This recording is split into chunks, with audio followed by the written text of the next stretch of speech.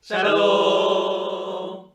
묵상의 사람입니다. 오늘은 사무엘상이라는 성경의 말씀을 어떻게 묵상하면 좋을지 함께 살펴볼 텐데요. 사무엘상 하면 참 많은 이야기들 그리고 인물들이 기억이 납니다. 그래서 많은 사람들은 히브리 성경 중에 내러티브, 이야기, 사건을 다루는 성경권 중에 이 사무엘상하를 내러티브의 정수라고 그렇게 설명을 합니다. 그래서 오늘은 특별하게 묵상 가이드를 진행할 텐데요. 인물 중심으로 한번 사무엘상을 이렇게 묵상해 보면 좋겠다 하는 가이드를 진행하려고 합니다. 우리 목사님들 많이 모이셨는데요. 사무엘상 하면 생각나는 인물 한 명씩만 손꼽아 주실까요? 저는 한나. 한나, 사울. 사울, 아무래도 사무엘 상하면은 다윗이 그렇죠. 다윗이 독보적이죠. 네. 하지만 성경의 이름이 사무엘이니까 사무엘이 최고죠. 네, 맞습니다. 그래서 이 네 명의 인물을 중심으로 사무엘상이 흘러가는데요. 간단하게 내용을 요약해 드리면요. 1장부터 7장까지는 한나와 사무엘 이야기가 등장을 하고요. 8장부터 15장까지는 사울 왕 이야기가 등장합니다. 마지막 16장부터 31장까지는 다윗을 중심으로 이야기가 펼쳐지는데요. 한 명 한 명 인물이 가지는 핵심적인 묵상 내용들 같이 살펴보시겠습니다. 제일 먼저 한나의 이야기를 김장인 목사님께서 해주시겠습니다. 네, 한나의 기도. 우리 1장과 2장에 보면 한나의 우여곡절이 많이 등장하는데 한 여인, 태를 잉태하지 못하는 불임의 시대. 아마 이 불임의 시대가 이스라엘을 상징한다고 말하기도 하고, 왜냐하면 자신의 소견에 오를 대로 행하다 보니까 하나님의 말씀은 간곳 없고 자신의 소견만 드러냈던 시대에 이 한나라는 여인을 통하여서 하나님은 하나님의 뜻을 일구어 나가심을 볼 수 있고, 사람들은 눈에 보이지 않는 하나님이 아니라 눈에 보이는 왕을 요구했고, 그래서 하나님은 하나님만을 온전히 섬길 수 있는 왕을 필요했기에 하나님은 이스라엘에게 왕을 허락하십니다. 그래서 왕을 통하여서 하나님을 드러내시는 것이고, 이 일을 통하여서 하나님께서 택함 받은 사람이 사무엘이었고, 그의 출생과 그의 어머니 한나의 신앙 기록은 이스라엘의 흥망성쇠와 이스라엘이 어떻게 왔고 어디로 가는지에 대한 방향성을 결정해 주거든요. 그래서 사무엘상 2장 6절에서 7절이 이 사무엘 상하를 이끌어가는, 아니 이스라엘을 이끌어가는 가장 중요한 기도이니 한번 책에 밑줄을 긋고 표시하고 나서 사무엘 상하를 묵상하면 좋을 것 같습니다. 제가 읽어보면요. 여호와는 죽이기도 하시고 살리기도 하시며 수월에 내리기도 하시고 거기에서 올리기도 하시는 도다. 여호와는 가난하게도 하시고 부하게도 하시며 낮추기도 하시고 높이기도 하시는 도다. 여호와만이 인간의 모든 생사화복을 주관하시며 흥망성쇠를 주관하시는 분임을 고백하는 삶. 그래서 신정국가에서 왕정국가로 바뀌면서 이스라엘 왕들이 반드시 기억해야 할 분이 하나님임을 고백하고, 우리의 삶 역시도 이 하나님은 보이지 않지만 하나님만이 우리의 왕이심을 고백하며 살아가는 삶.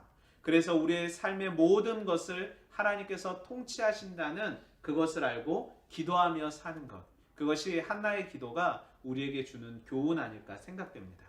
그렇죠. 한나가 어떻게 보면 역할이 작다라고 생각하실 수 있는데, 김정인 목사님 설명 들어보니까 한나로부터 시작되어지는 사무엘상의 중요한 핵심이 분명히 있다는 것을 느끼게 됩니다. 그러면 한나가 낳은 사무엘에 관해서 우리 이승목 목사님 한번 설명해 주실까요? 네, 저는 사무엘의 기도가 참 인상적이었는데요. 현 시대의 특징 중 하나가 개인주의입니다. 그래서 기도들도 대부분 개인적인 기도가 대부분입니다. 조금 쉽게 표현하자면 1인분 기도라고 할 수 있겠죠. 좀 더 확장된다면 자녀들, 가족들에 대한 기도가 전부일 것입니다. 그런데 사무엘은 이스라엘 공동체의 위기 때마다 자신이 몸담은 공동체와 사회를 위해서 기도하는 모습이 참 인상적이었습니다. 심지어는 그들을 위해서 기도하지 않는 것을 죄라고까지 단호하게 말합니다. 역사의 많은 시기 중에서 포스트 모던 시대에 태어나서 살아가고 있는 우리에게 가장 필요한 기도인 것 같습니다. 서로에게 진리를 강요해서는 안 되고 대신 어떠한 삶을 사는 공동체인가로 자신을 증명해야 되는 이 시대에 우리가 먼저 자기중심적인 기도와 삶이 아니라 사무엘처럼 다른 이들을 위해 기도하며 그러한 삶으로 채워진 공동체가 된다면 어떨까요? 1인이 더 많은 것을 독식하는 그러한 시대에 자신이 아닌 다른 이들을 위한 10인분, 100인분의 기도를 드리며 100인분의 삶을 살아가는 이들이 바로 우리 수영로 교회의 교인들이 되면 어떨까요? 아니 사무엘서를 묵상한다면 교회는 그런 곳이 되어야 합니다. 혼밥이 대세지만 한 연구소의 발표에 따르면 1인 가구의 가장 큰 고민은 외로움 그리고 안전이라고 합니다. 외롭고 불안전한 이 시대 가운데 누군가 널 위해 기도하고 있다는 소식이야말로 이 시대 가운데 참된 복음처럼 들릴지도 모르겠습니다. 네, 이승목 목사님 얘기 들으면서 저는 찔림이 있는 것 같습니다. 저도 1인 기도, 나 개인을 위한 기도에 집중하는 편이었는데 이제는 사무엘처럼 공동체를 위해 10인분, 100인분의 기도를 드려야 되겠다 하는 그런 좋은 교훈을 얻은 것 같습니다. 사무엘까지 다뤘는데요. 이제는 본격적인 왕정 체제로 이동하며 왕들에 관한 사무엘상의 이야기를 살펴볼 텐데요. 가장 첫 번째 왕이었던 사울 왕에 관한 이야기를 우리 강지훈 목사님께서 들려주시겠습니다. 예, 사울은 하나님께서 이스라엘의 초대 왕으로 세우신 그런 사람입니다. 베냐민 지파로서 겸손하게 시작했지만 나중에는 교만하여 하나님께 버림을 받는 그런 안타까운 인물이기도 합니다. 사울이 교만했던 결정적인 사건이 두 가지가 있는데요.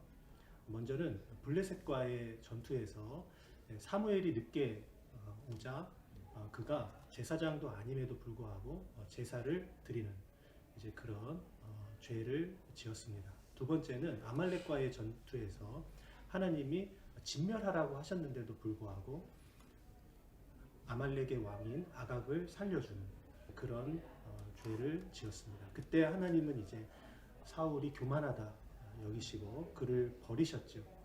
그 결과 사울은 악신에 사로잡혀 평생에 다윗을 질투하고 또 죽이려 하다가 나중에는 이제 전장에서 치명상을 입고 자결하는 안타까운 죽음을 맞이했던 그런 인물입니다. 이런 걸 보면 성경에 기록된 그 말씀 교만은 패망의 선봉이다 하는 그 말씀을 생각하게 되는 것 같아요. 겸손하게 우리 하나님만을 섬기지 않고 마치 자기가 하나님이 되어서 자기의 왕국을 세우려고 하는 그들의 인생이 얼마나 비참해질 수 있는가. 우리가 이 사울을 통해서 반면교사로 그렇게 교훈을 생각해 볼 수 있는 것 같습니다. 우리는 이제 그리스도인으로서 우리 예수님을 우리의 왕으로 섬기는 그런 자들 아닙니까? 오직 주님만이 참된 왕이 되실 수 있으니 우리는 항상 겸손히 나 자신을 부인하고 우리 왕 대신 우리 주님만을 참되게 섬기며 이렇게 살아야 하는 우리가 되어야 될 것 같습니다. 네, 목사님 말씀처럼 사무엘상에서 왕의 연약함을 계속 강조하는 분명한 이유가 있는 것 같습니다. 왕을 요구했잖아요. 그런데 인간 왕이 진짜 왕이 아니라는 거죠. 연약할 수 있다는 거죠. 그럼 반대로 누가 진짜 왕이라는 것일까요? 하나님이 우리의 진정한 왕이심을 연약한 사울을 통해서 알려주시는 것 같습니다. 두 번째 왕이 또 등장하지 않습니까? 바로 다윗 왕입니다. 마지막으로 우리 정영태 목사님이 설명해 주시겠습니다. 원래 그 사무엘서가 사무엘상하로 나눠진 게 아니고 통합으로 되지 않습니까? 근데 이제 사무엘상하 전체적으로 봤을 때는 다윗이 굉장히 많은 분량을 차지하고 있는데 사무엘상만을 떼놓고 봤을 때 여기서는 절반 정도의 분량을 이제 차지하고 있습니다. 근데 그 절반 속에서도요, 초반에는 골리앗과의 싸움에서 이기고 그런 내용들이 나오는데 이후에는 사울의 시기를 받고 고통 가운데 고난을 당하는 모습들로 많이 이제 채워져 있는 것을 볼 수 있습니다. 다윗은 택하심을 받은 왕이었죠. 하나님으로부터 택하심을 받은 왕이었습니다. 그럼에도 불구하고 도망자 신세로 고난을 받아야 했던 그 다윗의 모습을 사무엘상을 묵상하는 동안에 계속 볼 수 있습니다. 그래서 우리가 묵상할 때 다윗의 그 고난받는 상황들을 세세히 바라보면서 우리의 고난을 같이 묵상할 수 있겠고요. 또 그 속에서도 그럼에도 불구하고 끝까지 하나님을 신뢰하고 하나님을 의지하는 다윗의 모습을 통해서 우리 또한 그 다짐과 신뢰를 표현할 수 있을 겁니다. 그리고 다윗의 그 고난과 그 하나님을 향한 의지, 그것을 넘어서 역으로 하나님께서 다윗을 끝까지 붙들고 계시는 그 하나님의 열심 또한 묵상을 하면서 분명히 발견할 수 있을 거예요.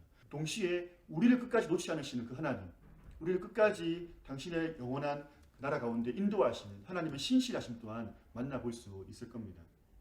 그래서 그 정금 같은 믿음의 사람으로 빚어가시는 하나님의 손길, 그것을 만나볼 수 있을 거예요.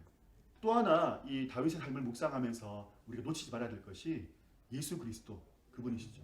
그래서 비천한 목동으로 등장해서 이스라엘의 왕으로서 세워지는 그 다윗을 통해서 장차 이 땅에 오셔서 고난당하시는 그리스도의 모습을 발견할 수 있습니다.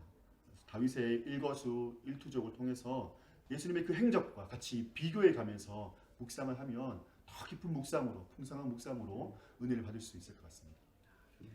네, 우리 목사님들께서 사무엘상의 핵심적인 인물들 그리고 그 안에 어떤 포인트로 묵상을 해야 될지 너무 잘 알려주셨는데요. 3가지로 요약하고 오늘 묵상 가이드를 마무리했으면 좋겠습니다. 묵상하시며 여러분들도 선택하셔야 됩니다. 사울처럼 불순종할 것인지 아니면 다윗처럼 순종할 것인지 그 포인트를 놓치지 않으셨으면 좋겠고요. 2번째는 기도해야 된다는 것입니다. 한나처럼 나를 위하여 간절히 기도할 뿐만 아니라 사무엘과 같이 공동체를 위하여 100인분의 기도를 해야 한다는 묵상을 하시면 좋겠습니다. 그리고 마지막으로 진정한 왕은 누구인가? 인간 왕이 아니라 오직 하나님만이 진정한 왕이라는 것을 묵상하시는 우리 수영로의 모든 식구들 되셨으면 좋겠습니다. 여전히 묵상하세요.